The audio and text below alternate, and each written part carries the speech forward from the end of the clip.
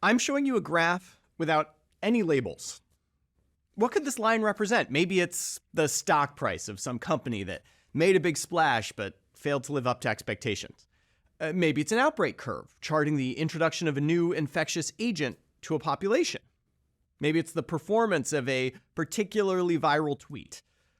I'll tell you what it is in a moment, but I wanted you to recognize that there is something inherently wistful in this shape, something that speaks of past glory and inevitable declines. It's a graph that induces a feeling of resistance. No, do not go gently into that good night. What the graph actually represents, roughly, is the normal level of serum testosterone in otherwise healthy men as they age. A caveat here, these numbers are not as well defined as I made it seem on this graph, particularly for those above age 65, but it is clear that testosterone levels decline with time. And the thought of supplementing testosterone is hardly new. But like all treatments, testosterone supplementation therapy has risks and benefits. Some risks are predictable, like supplementation exacerbating symptoms of BPH. Some risks seem to come completely out of left field, and that's what we have today, in a study that suggests that testosterone supplementation increases the risk of bone fractures.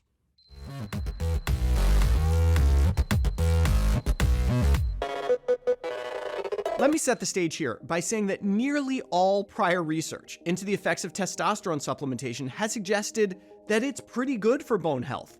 It increases bone mineral density, bone strength, and improves bone architecture. So, if you were to do a randomized trial of testosterone supplementation and look at fracture risk in the testosterone group compared to the placebo group, you would expect the fracture risk would be much lower in those getting supplemented. Of course, this is why we actually do studies instead of assuming we know the answer already, because in this case, you'd be wrong. I'm talking about this study appearing in the New England Journal of Medicine. It's a pre-specified secondary analysis of a randomized trial known as the TRAVERSE trial, which randomized 5,246 men with low testosterone levels to transdermal testosterone gel versus placebo. The primary goal of that trial was to assess the cardiovascular risk of testosterone, and the major take-home was that there was no difference in cardiovascular event rates between the testosterone and placebo groups. This secondary analysis looked at fracture incidence. Researchers contacted participants multiple times in the first year of the study and yearly thereafter. Each time, they asked if the participant had sustained a fracture. If they answered in the affirmative, a request for medical records was made, and the researchers, still blinded to randomization status, adjudicated whether there was indeed a fracture or not, along with some details as to location, situation, and so on. The breaking news is that there were 154 confirmed fractures in the testosterone arm, 97 in the placebo arm.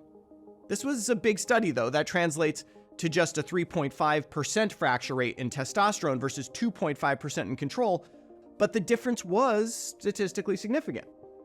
This difference persisted across various fracture types, non-high impact fractures, for example, and after excluding the small percentage of men taking osteoporosis medication. So the question is, what? How does a drug that increases bone mineral density and bone strength increase the risk of fracture? Well, one clue, and this was pointed out in a nice editorial by Mathis Grossman and Bradley Anawalt, is that the increased risk of fracture occurs quite soon after starting treatment, which is not consistent with direct bone effects. Rather, this might represent behavioral differences.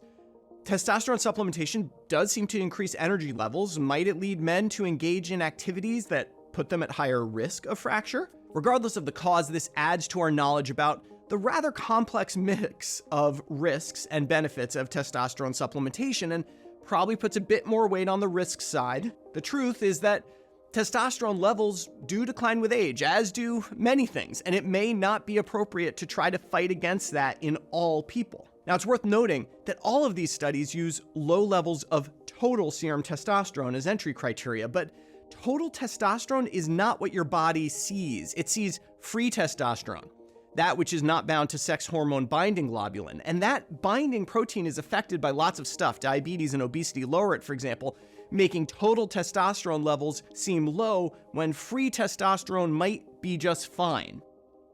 In other words, testosterone supplementation is probably not terrible, but is definitely not the cure to aging.